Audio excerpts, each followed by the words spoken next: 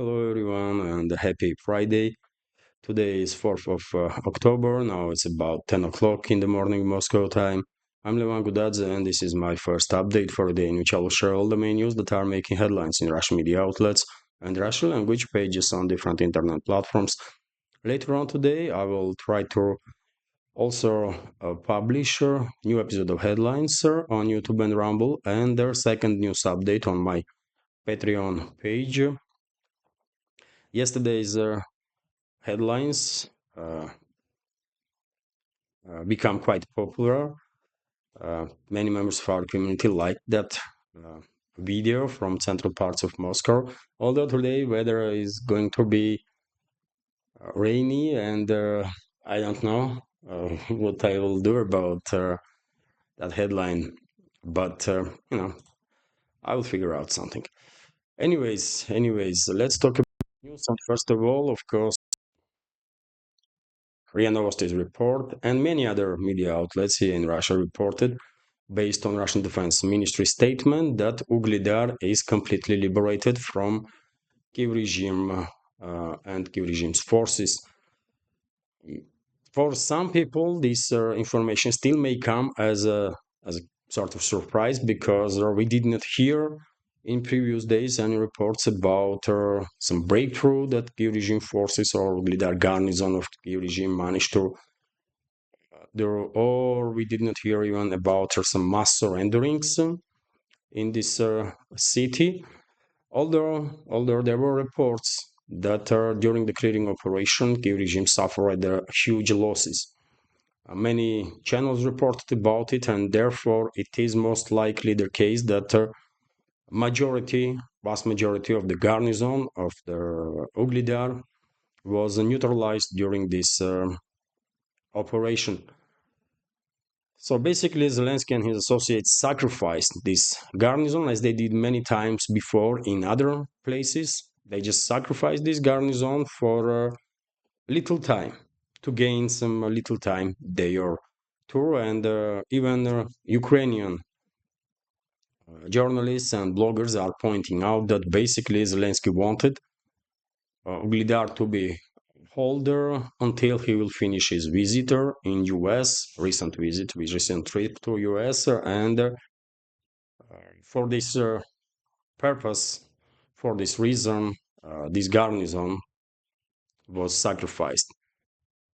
I don't know if society in Ukraine has this information, if they think what is going on, but this is definitely not the first and most likely not the last time when hundreds and thousands of mainly forcefully mobilized soldiers of the Kiev regime were sacrificed for some media operation of the Zelensky. Also, and dear friends, when it comes to Ugledar, this is obviously a huge development, because after liberating Ugledar, Russian forces now have operational space basically to further conduct offensive operations towards Kurachovo, for example, from the southern side, also to move deep inside their Kiev-controlled territory in northern western part, also to conduct further offensive operations in Removsky salient, also in Zaporozhye region, in Gulyai Polye Orekhov direction. So this is a huge development, obviously. On military terms, this is obviously a huge success for the Russian armed forces. And one should also keep in mind that obviously liberation of Ugledar by Russian forces is a major blow in morale for the Kiev regime's troops. That's also important.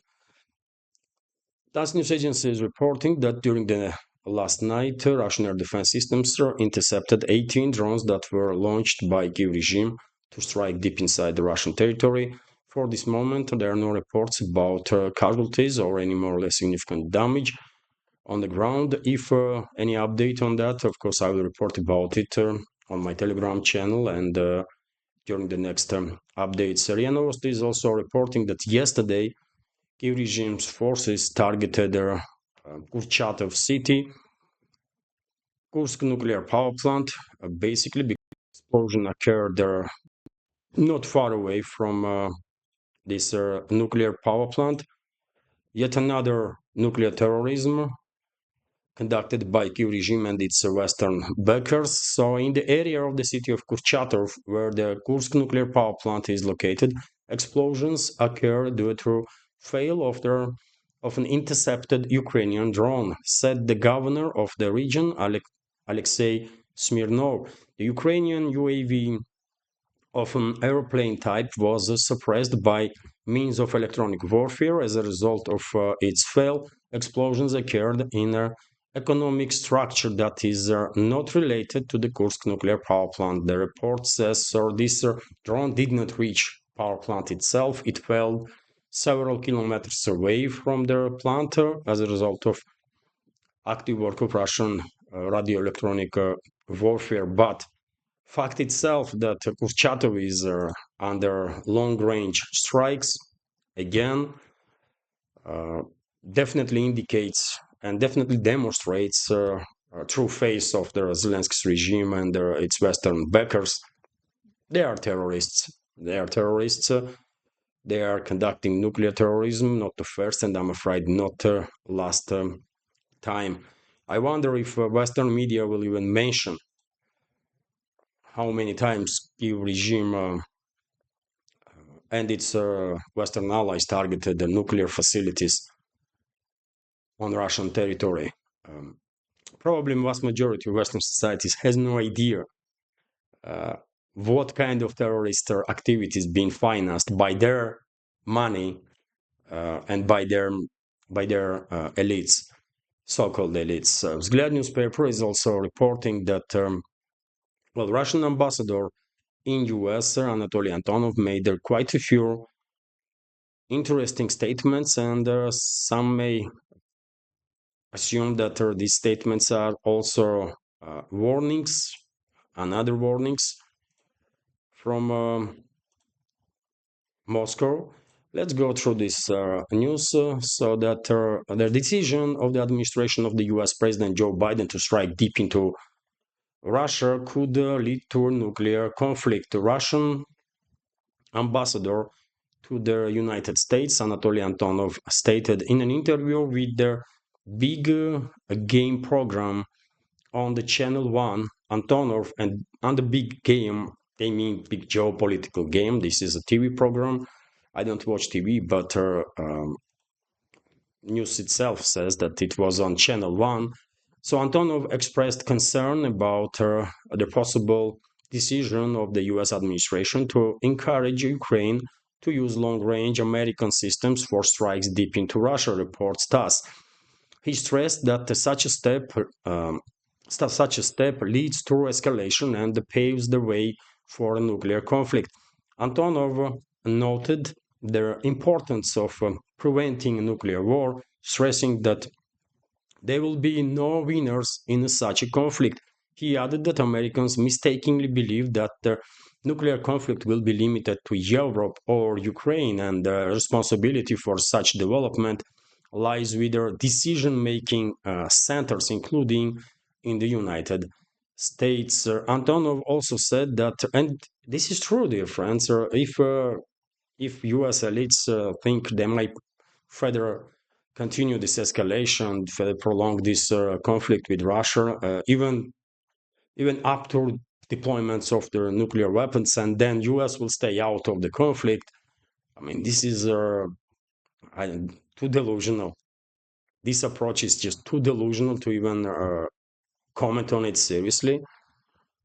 Obviously, if it comes to nuclear conflict, then no NATO assets, no NATO members, with exception of two at this point, which is Hungary and Slovakia,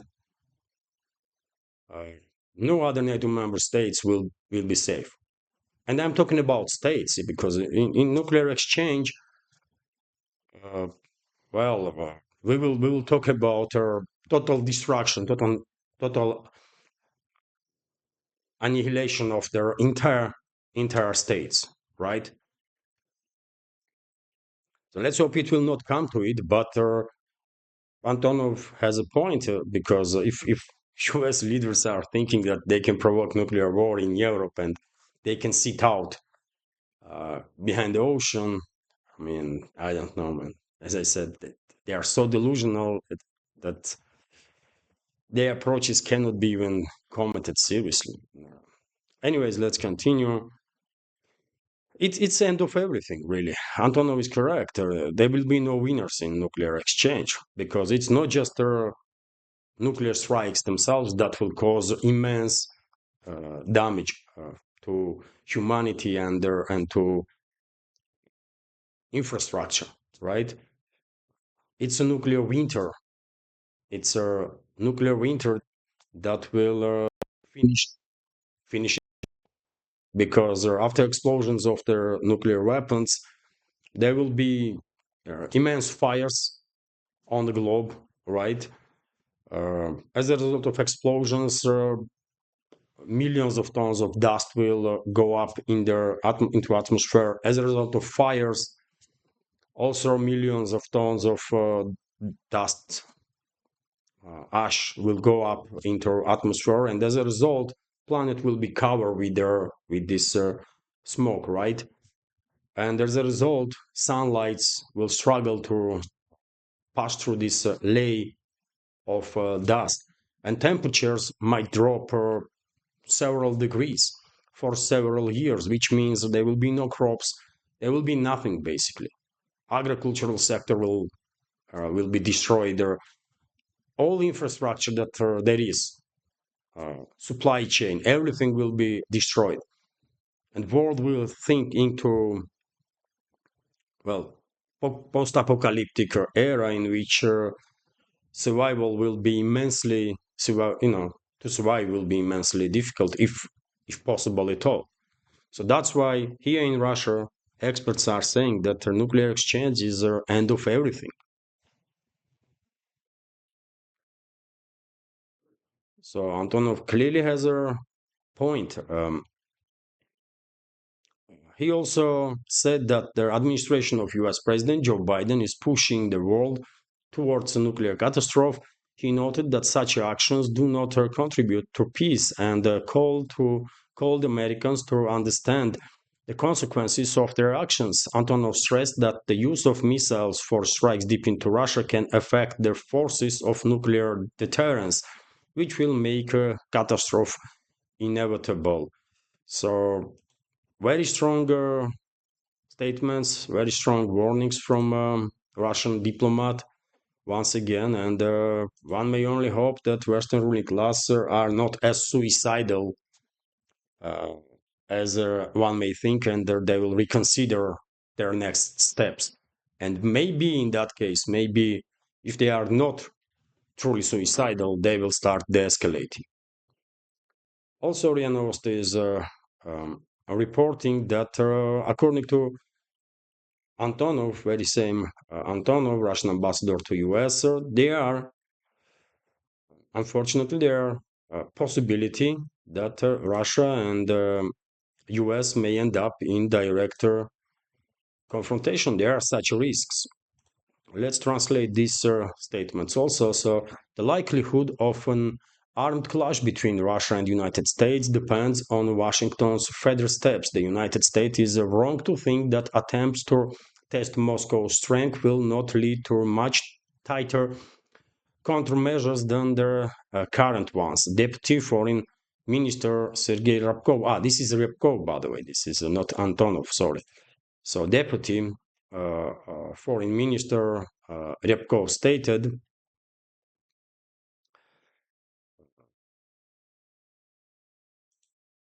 where the translation went. Let's translate again. So comprehensively, from all points of view, Ryabkov said, answering the question whether Russia's readiness for a longer confrontation with the United States means that scenarios of both political and military confrontations are being calculated. Yes, Ryabkov said that obviously all scenarios being calculated, including possible military confrontation with United States.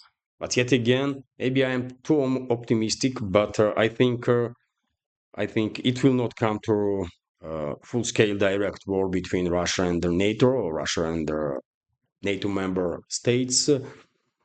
But unfortunately, due to total craziness, total madness of the Western ruling class, nothing can be ruled out for 100%. That's for sure. Anyways, let's continue. Uh, Enough warnings, I guess, at this point being given by Russian leaders to the Western ruling class. Um, if they are capable in the West to listen, they will. If they not, then I don't think there are any point anymore to make additional warnings. But anyways, let's continue. RT is reporting that France names Russia as the greatest threat. Okay, France. Okay. Russia is currently France's main adversary, French Defense Minister Sébastien Lecornu said in a recent interview with the Le Point magazine, and he is also so delusional. I mean, where is the France? France is a day league, right?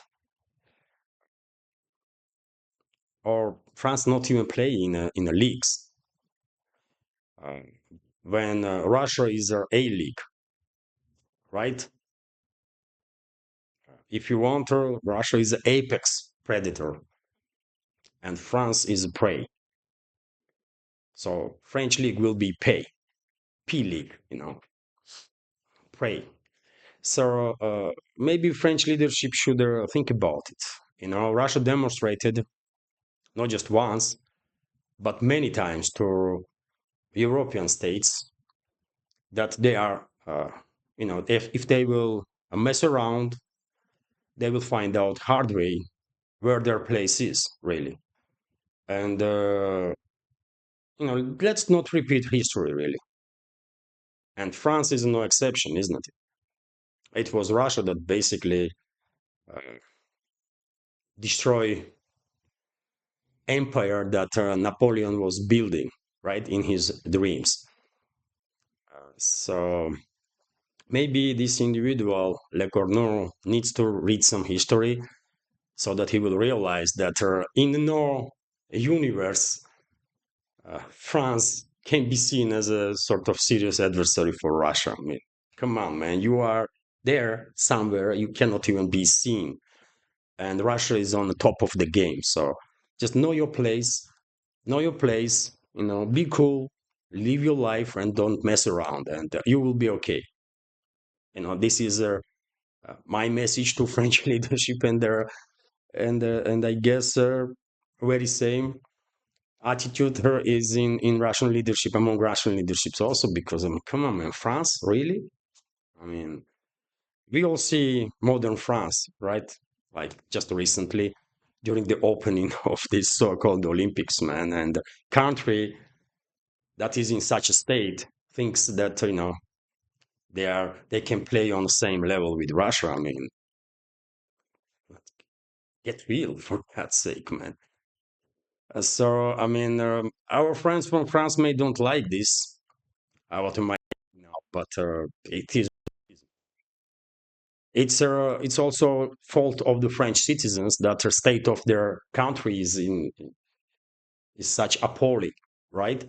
They were voting for God knows what kind of garbage individuals decade after decade, and they should not be surprised now that France is not even a top league no more.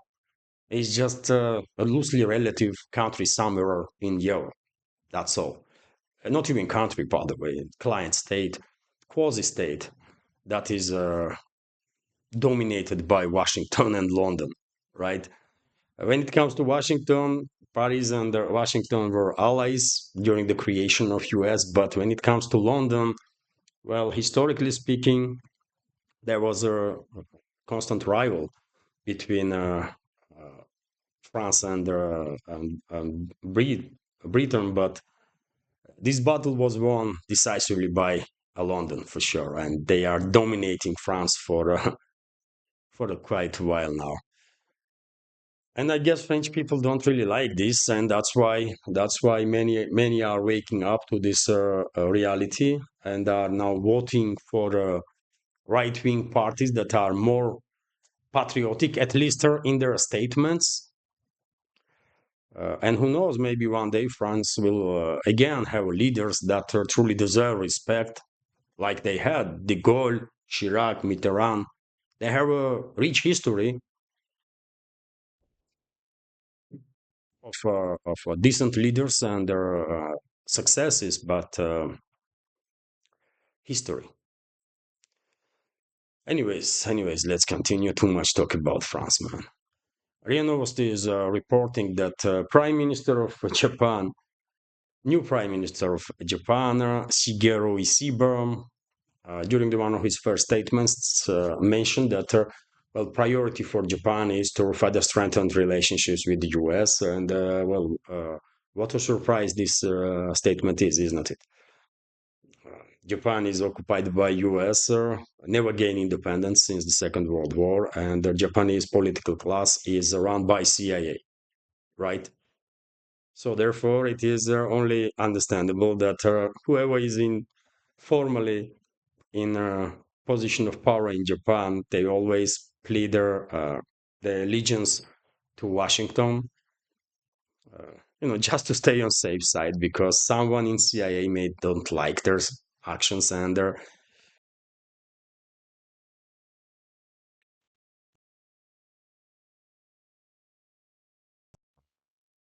knows what might happen to anyone in Japan that will mess around with the narratives that are given to them by their big bosses from Washington. So, okay, Japanese Prime Minister wants to further strengthen relationships with US. I mean, is it even possible to further strengthen relationships? You already are a colony, for God's sake. What else are you gonna do, right? Ask US to bring you into United States as another state or what? Okay, maybe you want to change your flagger and maybe you will use now US flag as your own. Okay, you are free to do so. But you cannot disrespect yourself any more than you already did. Japanese leadership. I'm talking to Japanese leadership there, obviously. So yes, and of course this intellectual bankrupt individual, Sigiro, also stated that Japan will continue to support Ukraine and will sanction Russia. Okay, mess around Russia, Japan, mess around Russia. It is so sad, by the way, that Stalin did not talk Hokkaido as he should during the after Second World War as a compensation. If it was up to me, man, I would make sure that Japan will never ever exist on the political map. So this is Hokkaido Island, right next to Russia's Kuril Islands, and I believe Hokkaido should be Russian. Yes, I believe Hokkaido should be Russian. This is Kuril Islands, by the way. And those islands become Russian islands after Second World War, some of them. And Stalin was just too kind to Japan. I don't know why. Otherwise, Hokkaido, man, should be Russian. And Japan should not exist on political map at all. And this is my personal opinion, obviously. Russian leadership currently don't think that way. Obviously, they are much more cool people. They are much more diplomatic people, but I'm not. And as I said many times before, I don't care about Japan at all. I don't like Japan in general. There are very few countries that I truly don't like in this world, and Japan is one of them. This criminal state should never exist. Uh, so, okay,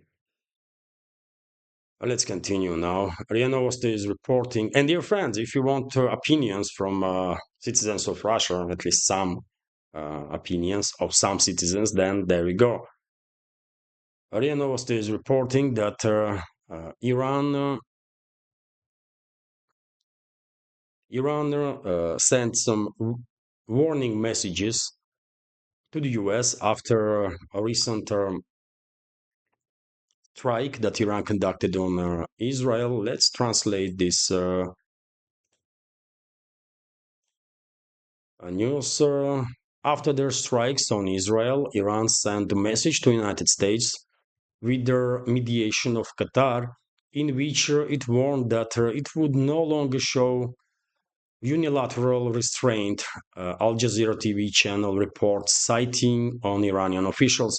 In our message transmitted to Washington via indirect communication channels, we confirmed that the stage of restraint on the only one side has ended and that unilateral restraint does not matter the needs of their our national security. The media quotes him as saying so. Well, Iran's position seems quite clear. You mess around, you will find out. That's all. Really, I believe friendly nations towards Iran, Russia, China, India, many others were part of the reason why Tehran was exercising this restraint approach. But seems like Iranian leadership and people of Iran had had enough of these constant provocations from all sorts of destructive players in the region. And they are very clear now that, well, from now on, Iran will only react with the strength. And no one should expect no more any restraint from this country if provoked. Understandable, understandable statements, and just to make sure, no, just in case, to make sure that region will not be engulfed in fire, entire region. If it was up to me, I will definitely recommend Russia, China, and India to send their fleet, significant portion of their fleets, to the Middle East with a warning that if anyone will try to provoke regional war, they will have to deal with these navies and these countries. And maybe this will be enough deterrence for Western ruling class to stop provoking regional war with help of their proxies in Israel, right? Because right now it is clear that Israel is a main proxy, Israeli leadership, political class is a main proxy in hands of Western ruling class to destabilize region, to provoke war, regional war, and then shut down navigation through Persian Gulf, through Hormuz Strait, and by doing so, cut Chinese economy from Middle Eastern energy sources. So, clear warning, clear message from Iran. Let's see if Washington is able to listen, or the Western ruling class. Kommersant newspaper is also reporting that Israel continues its aggression against Lebanon. So Israel targeted Beirut once again. Let's translate this news also to be more precise. Israeli Air Force struck the southern outskirts of Beirut later on October 3rd. The target of the attack could be Hashem Safdiein, who was called the likely successor of the deceased general secretary of the Lebanese Hezbollah movement. So Israel tried to take out a new leader of the Hezbollah. This was reported in social network X by the journalist of the American portal Axios, Brak Ravid, citing Israeli sources. Similar information is provided by the Saudi TV channel Al Hadat. The fate of the Safidain is still unknown. So, if that's the case, then maybe Israel killed their new leader of Hezbollah also. Although, yet again, let's wait for Hezbollah statement on this matter.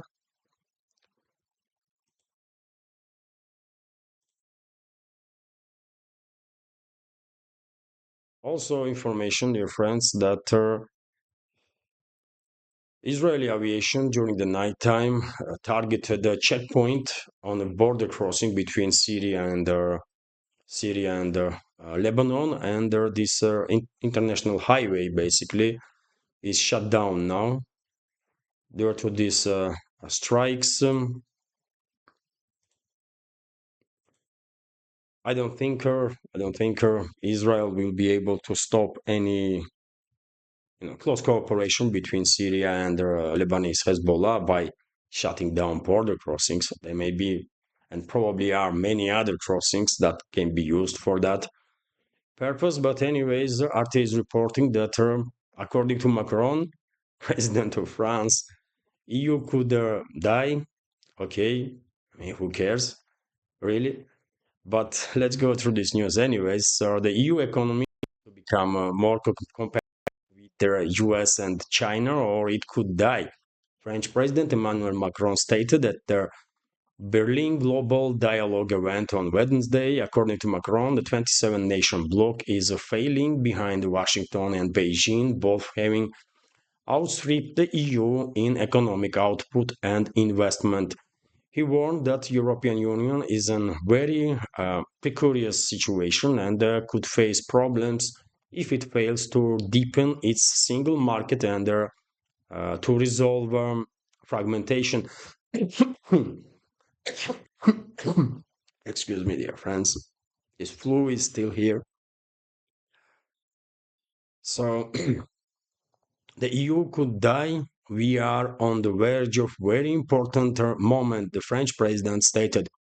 Our former model is over. We are over-regulating and under-investing in the 2 to 3 years to come. If we follow our classical agenda, we will be out of the market. French president also warned that if the EU failed to urgently reform regulations, the bloc would be forced to implement a rescue plan in 5 to 10 years time.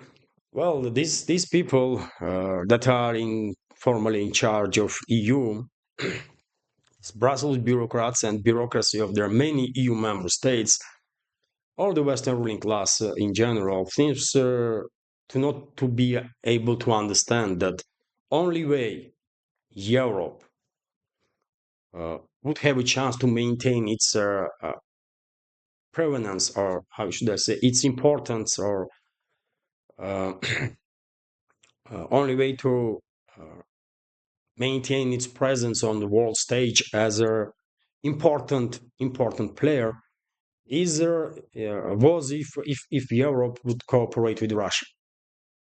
Only with Russia together, EU had the chance, even no chance, to to maintain itself on this geopolitical chessboard as a relevant player, right? Without Russia, no matter what kind of reforms you're gonna do, no matter what kind of statements they're gonna do, without Russia, EU is doomed to fail. And just as I said many times before, give it another 20, 30 year, and if world will survive current and emerging crisis, then we will see that EU will become and if EU will still exist for that time, EU will be loosely relevant uh, organization somewhere on also loosely relevant promises of the Eurasian continent. You know, that's all. Without Russia, Europe never had any chances really. And seems like these so-called elites in the West are struggling to realize this. And success of the European economies in 20th century was based on what? On relatively cheap Russian energy, right? On relatively cheap Russian energy. And now, even though number of few member states still are buying directly or indirectly Russian gas or oil and other resources, uh, due to self-defeat policies, many countries significantly decrease level of cooperation with Russia, with Russian companies, and therefore they are losing uh, competitiveness on the market, right?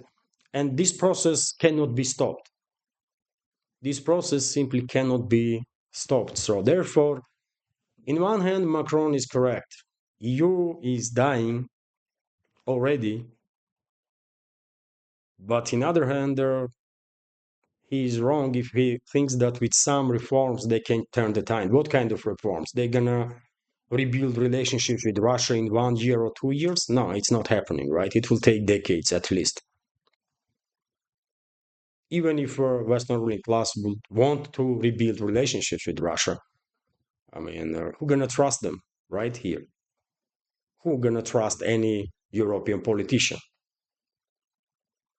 No one. So therefore, to rebuild trust, to rebuild whatever was destroyed, I mean, decades will be needed. And all these decades, European politicians have to act adequately, which is also like sounds like fantasy because when you think about European politicians, uh, they are anything but adequate, right? So it is what it is, man. Europe in general is destined at this point, due to crazy policies of the governments in European states, they are destined to become loosely relevant or some provincial quasi-states somewhere on outskirts of Eurasian continent. That's all, because center of their power, center of economical activity, financial activity, the business, everything is shifting from the Western world towards rest of the world, right? Towards global south, to be more precise. So it is what it is.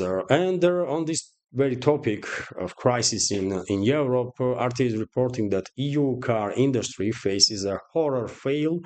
And this is not RT is claiming that. This is Bild, German media outlet that claims that. RT is just reporting about article in a Bild. So automakers are facing their worst month since their recent pandemic. The German tabloid Bild reported on Thursday, citing prominent industry experts. Car sales within the bloc have fallen by 200,000 vehicles in the first 8 months of their 2024 compared to the same period last year, and things are set to get even worse. Ferdinand Dudenhofer told the outlet. Dudenhofer is the founder of the former director of the Center for Automotive Research, a private institute specialized in industry analysis and transport policy. Sales of the electric cars down 8.3% from last year. The economists pointed out, with 140,000 fewer models sold through August.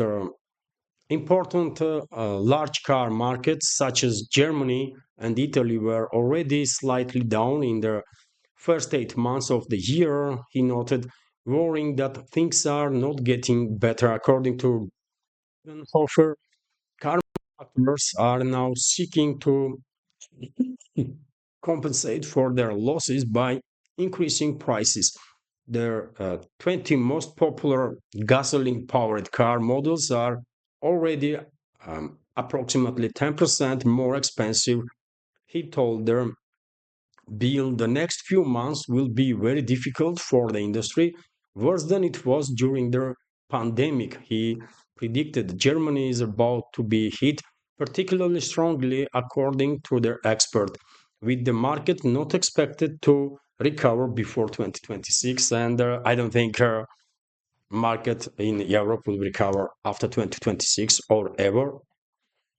Uh, Main economies in Europe are in stagnation, clearly in stagnation, and the situation will only get worse, not better, because of the policies of these criminals that are in charge of EU member states, majority of the EU member states. They destroy their own countries, they destroy interests, they ignore interests of their own fellow citizens, and all this, and the future, by the way, they destroy future of the EU citizens, and all this was done due to this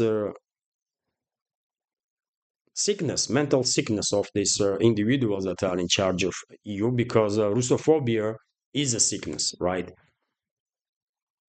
They are sick with Russophobia and with some other crazy ideological nonsense also, right? And due to this, they are happily destroying their own countries, their own economies, and I don't think this will be stopped anytime soon, because I truly don't see any large-scale demonstrations in any of the European states when hundreds of thousands of people are participating in it and they're demanding some changes to be made. So it seems like people are coping. Majority in the West, they are coping with their issues. They don't want to do nothing. And okay, I mean, okay, it's no one gonna act on their behalf, right? No one gonna save their own future of the Europeans or economy of the European states if citizens of EU member states don't really want to do something about it. So, and that's what I'm saying, by the way, that for many reasons, Europe is destined to lose its permanent position on a geopolitical desk in relatively short time, and in 20, 30 years, Europe will just be irrelevant or loosely relevant province of Eurasia. That's it, really. And I will end this update on this news that, Russia, once again, is second when it comes to gas supplies to EU. So US businesses, by the way, they're preferring more and more to sell their gas to on the Asian market, and therefore EU member states, despite all these sanctions and all this hard talk, how independent they are from Russia and how they don't want nothing from Russia, they are increasingly forced to go back to this, at least try to go back to cooperation with the Russian company. They are buying more and more fuel from Russia. So, according to the results of the third quarter, Russia again overtook the United States in terms of gas supplies to European Union, while taking their maximum market share in 9 quarters, according to analysis by RIA Novosti, which is based on data from their analytical company Bruegel. During this period, Russia supplied 13.3 billion cubic meters of gas to the European market, which is a relatively low number. By the way, it might sound like big, but it's a relatively low number. So, compared to previous years, when Russia was supplying tens of billions of cubic meters of gas regularly, so during this period, Russia supplied 13.3 billion cubic meters of gas to the European market, compared to 13 billion quarter earlier and 11.5 billion a year earlier. As a result, the share of the Russian companies in European imports increased to 19.4% from 17.2% in April-June, reaching their highest level since the second quarter of the 2022, and the number one supplier to EU is Norway, I believe. Norway benefited immensely, by the way, from current crisis, from destruction of Nord Stream pipelines, and from current crisis between Europe and Russia, and due to the significant cut in the cooperation between the European companies, energy companies, and the Russian energy companies. And second was US, and US can still be second, easy, because they can force Europe to buy literally anything from US and everything. Washington may make one call to any capital and say, you know what, I need to sell garbage. There is too much garbage stockpiled here in US and you have to buy it. Literal garbage. And for example, Washington can call to Paris and said to Macron, we have to buy 100 million tons of garbage from US every single year, or else. And you think what Macron gonna say? He will say, "Oh, this is great deal. Give us more garbage, or we will buy it happily," because he knows if he says no, then he's finished, literally. So therefore, obviously, U.S. Companies can sell more gas to Europe if they want to, but point is that they don't, because Asian markets are paying higher prices. And U.S. businesses, if initially they were very keen to destroy ties between Europe and uh, Russia, and they were lobbying destruction of these relationships, now when the European market is basically open for them, they are preferring to sell their gas to Asian countries because they pay more. So Europe is losing competition. I mean, just about everywhere on all directions. So yes, and that's the reason why Russia, with these low numbers, by the way, 13.3 billion cubic meters of gas. This is nothing, by the way. But still, this low number, Russia still, when it comes to gas supplies to Europe. And that's how US sees partnership. They will sell out Europe like that. I mean, US elites, by the way, they will sell out Europe in the blink of the eye, right?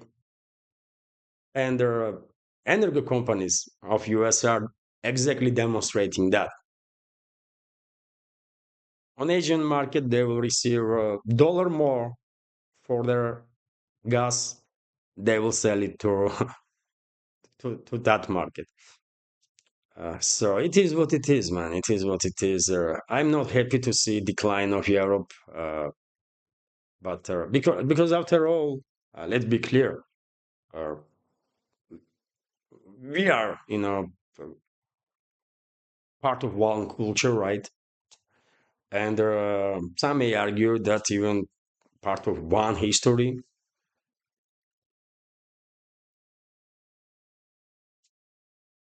Russia, Europe, number of former Soviet Union republics, at least, and their European states. But I mean, it is what it is. What you're gonna do, isn't it? Take a look at the elites in Europe, by the way, and there will be no questions why Europe is in such decline because of their elites, because of this immense corruption, including mental corruption, by the way, that is happening in the West in general and in Europe in particular. And I have no idea how this country is gonna survive. Anyways, enough talk. I have to end this update now. Hopefully, you will find it interesting, entertaining, useful, informative. And if so, please click that like button, leave some commentary just about anything, any topic will do to try and influence algorithm that is suppressing my channel immensely on YouTube. And dear friends, as I said many times before, if it does not make for you any difference, if it's convenient, then please subscribe to my Rumble channel and watch my videos there on Rumble. If I had similar view numbers, even though YouTube is suppressing my content, if I had similar numbers on Rumble, then in that case, Rumble could become somewhat, relevant source of financial support for the project. But unfortunately, view numbers on Rumble Our community on Rumble is significantly smaller than on YouTube, and view numbers are also incomparably smaller than on YouTube. Although, I mean, it's all up to our community, isn't it? I mean, if you are watching on a desktop, on notebook or PC, I mean, you can just open Rumble if it's convenient and watch there. It will help. Uh, it will help me. But anyways, dear friends, I'm grateful for your attention, no matter on which platform you are watching or listening to my updates.